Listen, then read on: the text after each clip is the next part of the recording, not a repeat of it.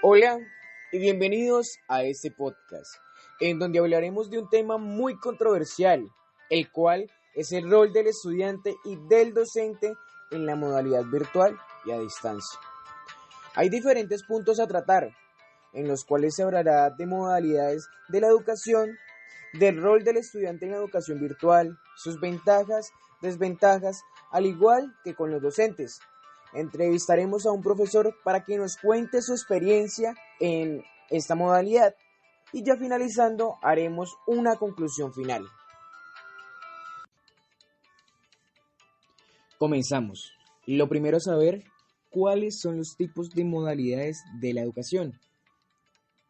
Se encuentra la educación presencial, la cual hace referencia en transmitir el conocimiento del profesor al estudiante en un tiempo real y compartiendo un espacio determinado, pues en este caso podría ser el aula o el salón de clase. Está la educación escolarizada. Esta también es conocida como formal. Se realiza en el aula y aquí es donde el profesor prepara un tema específico para explicar a sus estudiantes y también es de tener en cuenta que el estudiante debe estar un tiempo determinado en el aula. Esta educación escolarizada la conocemos y es muy común en los colegios donde vemos como desde el preescolar hasta el bachillerato. También encontramos la educación a distancia. Es una forma de enseñanza en la cual los estudiantes no tienen que estar precisamente en el aula. Esta se puede trabajar por correos y facilitadores del Internet. Algún facilitador del Internet o un ejemplo sería el Classroom. La educación en línea. También se conoce como online. Esta se utiliza en redes de comunicaciones como un canal para el proceso de enseñanza. Un ejemplo puede ser la videollamada. Una herramienta que se utiliza mucho como mediador es el Internet y sus múltiples aplicaciones. En algún momento creo yo que hemos utilizado algún tipo de estas aplicaciones como Meet, Zoom o Teams. Esta la modalidad sincrónica. Esta es una clase tradicional, presencial o a distancia, en la cual se encuentran dos o más personas en un momento determinado en donde se hace una retroalimentación estableciendo una comunicación en tiempo real. Y por último, se tiene la modalidad asincrónica. Esta se realiza de forma autónoma por cada estudiante en donde el tiempo es escogido por el mismo. Esto no implica contacto directo con el profesor. Se utilizan muchas herramientas tecnológicas para su formación y para el apoyo del mismo. Ahora, sabiendo un poco de las diferentes modalidades de la educación, se hablará de la educación virtual y a distancia, sus ventajas, desventajas y algunos motivadores. Hice algunas investigaciones y según García, citado en Chado, algunas ventajas de la educación en línea son las siguientes. Apertura. Entendida como la capacidad de llegar a miles de personas sin necesidad de acudir a un centro educativo de manera presencial.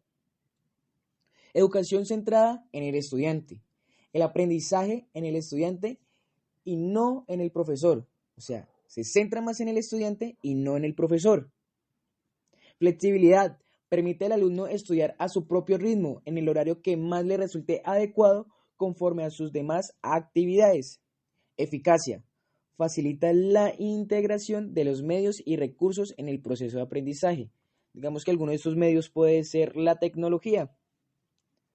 Estas ventajas están interesantes. Ahora encontramos algunas desventajas.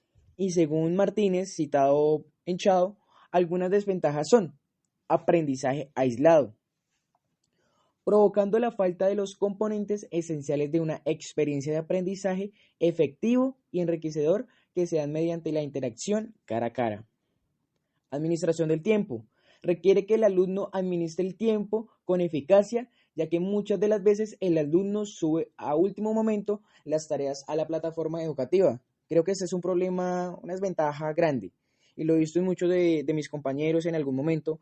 Creo que hasta yo lo he hecho. He subido el trabajo a último momento en la última hora. Entonces, algo importante a tener en cuenta. Otra desventaja son los hábitos de estudio bien cimentados. La educación en línea requiere que el estudiante se apropie de diversos hábitos de estudio que le permiten concluir con éxito el curso, pues lo virtual requiere mayor autogestión. Por eso es importante ser muy autónomos. Ahora, sabiendo esas ventajas y desventajas, se tiene un poco más de ideas sobre el tema. Pero bueno, ¿y qué rol tiene el estudiante en todo esto? Hay diferentes roles. El rol del estudiante, orientado al fortalecimiento de la autodisciplina, potencia la capacidad como distribuir su tiempo, permite libertad y flexibilidad para el aprovechamiento del aprendizaje mediado por las TICs, conduciendo a la generación de movimientos de los sujetos hacia el logro de sus propias metas. El rol del estudiante, orientado al mejoramiento del autoaprendizaje, definido según Rugeles, citado en Rizzo, nos dice que la capacidad que desarrolla el individuo para aprender de manera autónoma, activa y participativa, adquiriendo conocimientos, habilidades y fomentando propios valores, lo que da como resultado la autoformación del sujeto. Es así como el autoaprendizaje le facilita al estudiante virtual el desarrollo de su capacidad de exigirse a sí mismo. El rol del estudiante orientado al mejoramiento del trabajo colaborativo. Según Rizzo, para el estudiante virtual, el trabajo colaborativo es un factor potenciador del verdadero intercambio de conocimiento, enriquecido con las experiencias del otro, para fortalecer los aprendizajes individuales y el desarrollo de habilidades comunicativas, así como para el desarrollo de destrezas que le permiten ser más recursivos, autónomos, proactivos para la toma de decisiones. Se puede decir que una de las pautas que ayude a aumentar la motivación para el uso de las TICs es la interactividad, al igual que realizar clases aún más interesantes, mejorar la presentación del material didáctico, mayor participación del estudiante en las TICs y fomentar la facilidad y autonomía de acceso a la información. Creo que todo esto se enfoca a la interactividad. Yo creo que cuando hay interactividad, cuando el profesor hace una clase interesante, los estudiantes se motivan a hacer uso de estas herramientas. Ya conociendo estos roles, se puede decir que la virtualidad es un formativo autónomo. Ahora hablaremos del rol del profesor. Se investigó un poco y se encontró a Gisbert, citado en Rizzo, los roles y funciones y repercusiones, tanto a nivel individual como grupal, que deberá tener en cuenta los docentes de entornos virtuales, los cuales son consultores de información, buscadores de materiales y recursos para la información, soporte a los alumnos para el acceso a la información, colaboradores en grupo, favorecedores de planteamientos y resolución de problemas mediante el trabajo colaborativo, tanto en espacios formales como no formales e informales. Trabajadores solitarios. La tecnología tiene más implicaciones individuales que no grupales, pues las posibilidades de trabajar desde el propio hogar, teletrabajar o formarse desde el propio puesto de trabajo, teleformación, puede llevar asociados procesos de soledad y de aislamiento, por lo cual hay que saberle dar un buen uso. Facilitadores del aprendizaje. Las aulas virtuales y los entornos tecnológicos se centran más en el aprendizaje que en la enseñanza. Bueno, esto va en un sentido clásico, en donde va la transmisión de información y de contenidos y se espera que el estudiante entienda a primera vista, de primera forma, se puede decir. También, pues conociendo estos roles, siento que hay profesores que les falta un poco porque no han entendido cómo explicarle a los estudiantes o no tienen unos buenos facilitadores de información, ya que pues cada estudiante tiene un estilo de aprendizaje diferente. Dejando un poco de lado lo que se habló anteriormente, ahora tenemos a un profesor aquí invitado al cual lo entrevistaremos. Entonces, démosle una bienvenida al profesor Francisco.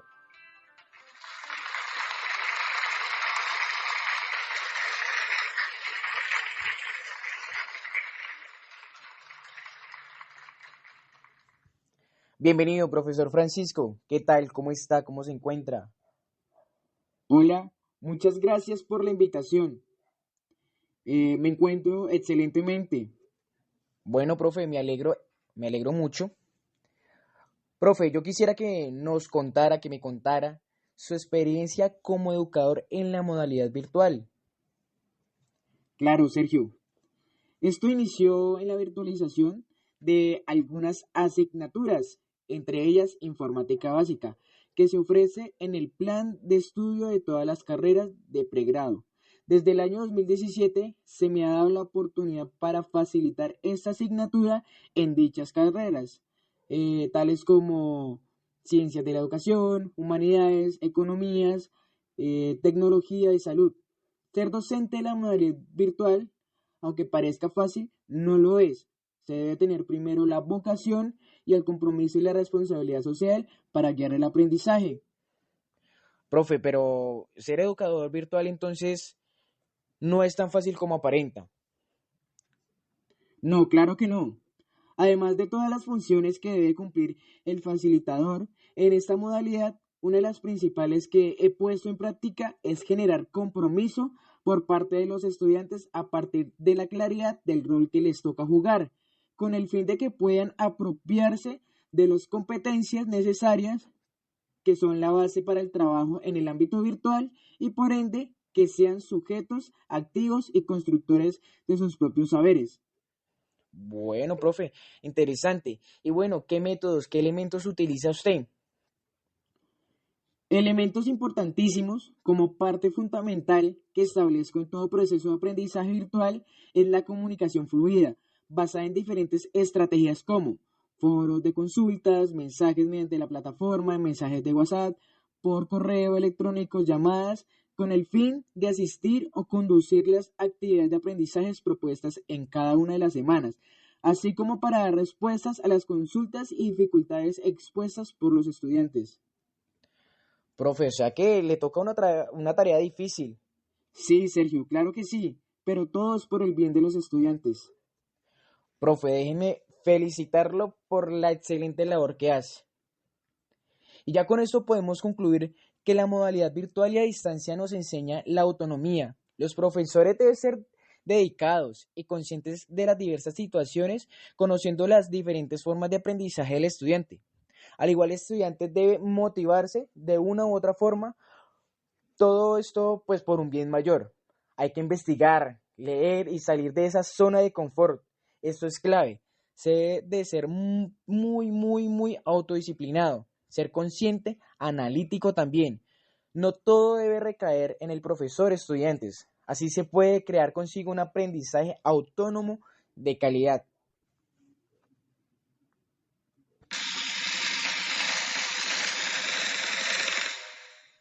Y les habló Sergio Andrés Figueroa. El material usado fue Modalidades de la Educación por Justino Eli Bautista, artículo de revista Iberoamericana para la Investigación y el Desarrollo Educativo escrito por María Mercedes Chao y artículo de revista Multiensayos escrito por Marlene Rosso. Muchísimas gracias por su atención.